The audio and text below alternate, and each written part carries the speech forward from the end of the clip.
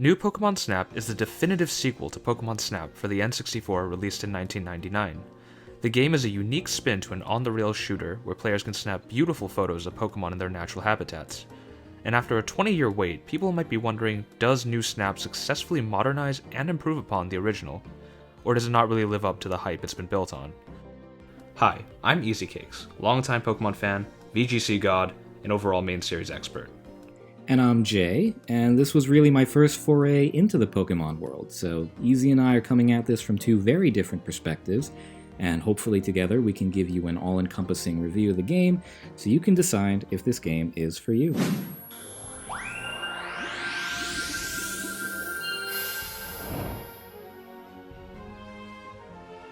New Pokemon Snap is a very straightforward game to play. Mechanically, it's incredibly intuitive because of how simple it is. And because the game is on rails, the player control revolves entirely around manipulating the camera.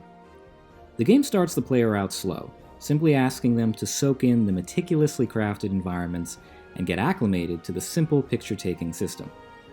What surprised me, however, was the level of depth that the game actually managed to continue adding to the game as I got deeper into the experience. There are actually a lot of tools the player gets to utilize throughout the game, including the Fluff Fruit, the Illumina Orbs, the Scanner, and the Melody Player. These tools allow you to interact directly with the world, and not just as a passive observer, which is what I thought I was going to be doing throughout the whole game, looking at the trailers.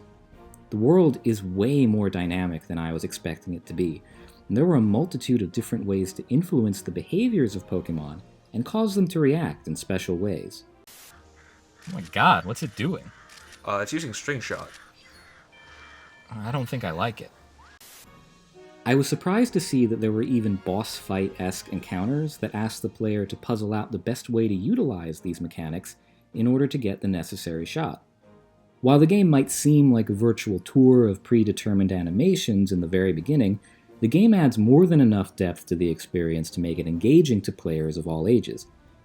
Yeah, that's pretty much how I felt too. I think that covered the basic mechanics really well. Like the original game, your goal in each level is to take quality photographs of Pokemon and have them graded by the professor at the end. Each photograph is graded under a set criteria, which awards X amount of points based on how well you fulfilled them. Like the original, photos are graded on size of the Pokemon in the photo, unique poses, the appearance of other Pokemon in the photo, and the old technique score being somewhat replaced with now the direction and placement categories, dictating if the Pokemon is facing the photo and how centered it is respectively. And there were some new mechanics I wanted to talk about too. Like the original game, New Snap has alternate paths to levels that can be unlocked through fulfilling certain criteria. Something new that Snap brings, however, is the introduction to the day and night levels of most stages. This not only adds to the expansive amount of levels that can be played, but allows for another layer of depth in observing Pokemon ecology, not found in the original. Yeah, so it definitely seems like they were able to expand a lot on that original game, and I think for the most part, the controls are really tight for what they were trying to do here. But there were some tasks the game asked me to complete that felt a little more frustrating to get through on account of the controls. While normal movements do work perfectly fine, some of the micro movements can be really annoying to nail down, especially with Joy-Con drift. Pretty sure you'll throw further if you aim higher. Yes, I know how the mechanics work. Well, you're not hitting them. They're moving! Things like this can make it hard to aim correctly at faraway Pokemon in ways that feel less like a detriment in skill and more like a slightly clunky system. Yeah, the micro movement for the game definitely didn't seem polished. Something else I had a small issue with was the grading system implemented. Overall, from playing the game, the grading system seems consistent at most times, with my photos being about the expected kind of score. I did realize the game can sometimes be picky when grading the pose categories, which dictate the stars in the grade, as being a little too early or too late with the photos might not get the proper star grading. Wait, why is this one the 3-star? What is it even doing? Something Snap 64 is heavily criticized on is how short the game is. For me and from what I've seen from others playing the game, New Snap is on average about a 10-hour game, just going through the main story and finishing all of the levels. However, I would hardly say New Snap is a 10-hour game in total, as getting a full endgame content with the research levels and unlocking paths to finding the legendaries can easily bring this game to a 20+ hour endeavor. That's intriguing. Oh, something incredible has happened. Here, take a look at this. The premise of the game is very similar to the original. The newly introduced Professor Mirror assigns you to photograph the Pokemon in this region called the Lentil region to study the Pokemon's ecology. However, what this game adds is that the professor is also researching a bizarre phenomenon that happens to certain Pokemon in the region called Illumina Pokemon. That Meganium's the Illumina Pokemon! Quick, get its picture! Compared to the original, the game does have more to offer story-wise, but it isn't very substantial. Also, most of the introduced characters don't add much to the game. Oh, really? Man, shut up, Phil! As stated earlier though, the story is pretty bare bones, and not the reason why people should be picking up this game. I don't have that much to say about the overarching story, because the main focus is this fascinating National Geographic-esque look into the lives of the Pokemon in their natural habitats. This game does an amazing job of making these creatures feel real and alive, especially for someone like me, whose only real exposure to them prior had been in nearly static sprites. Even though this is a game that is just as much about observing as it is actually playing, I never really got bored, and it never felt too repetitive over the course of my main story playthrough. New Snap introduces over 200 Pokemon in the game, a noticeable increase from the less than 100 that Snap 64 gave. The Pokemon variety is overall great and consistent with the areas they appear in here. I can't stress also the sheer amount of interactions and poses the devs put into this game for every Pokemon. There are easily over 1,000 unique interactions for Pokemon in this game. Whoa! What is this? I don't think this game can be rated E for everyone now. Completing the photo decks requires at least 4 unique poses for every single Pokemon in the game, and there's typically more than 4 for most of them, as there are still unique interactions people are discovering at this moment 2 weeks into the game's lifespan.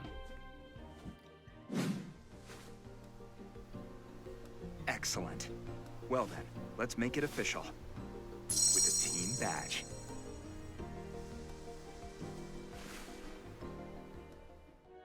So now for the big question. Who would this game be for? Anyone who enjoys Pokemon as a design concept will definitely like this game. New Snap's gameplay allows you to observe Pokemon interacting with each other and their environment in a creative way that hasn't really ever been done in any other game. I would say any general fan of Pokemon would enjoy this unique experience offered by Snap, and that this game can really fit for all ages as well. Older fans will be able to enjoy seeing the Pokemon they grew up with in interactive scenarios like never before. Or, if they're new to the franchise, learn about all the cool quirks and designs Pokemon has to offer.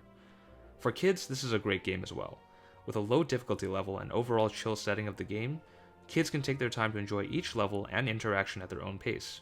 Pokemon in general has always been popular with children, so this could be a fantastic way to introduce the franchise to them. I agree with that, and if my experience was anything to go by, then non-Pokemon fans who just enjoy chill games or like the Pokemon designs broadly are probably going to enjoy this. So, with all this praise that we're throwing on this game, who is it not for? Well, this game definitely fits into its own niche. There really isn't anything else like it on the market, and it's not exactly high octane. But honestly, if you clicked on a video about Pokemon Snap and got all the way to the end, you're probably already the kind of person who's going to enjoy this game. No one is going to watch a trailer about a game where you take pictures of Pokemon and then pick up this game and say, oh, that's not what I expected at all. And if you do, then that's your fault. If this game is not in your niche, then you probably already know that the second that you learn what the game's actually about. Because this game is exactly what it promises to be. It delivers on its unique premise in creative and genuinely joyful ways. It takes the original experience from the 1999 version and modernizes it perfectly, retaining the experience of its predecessor while expanding upon it in just about every way.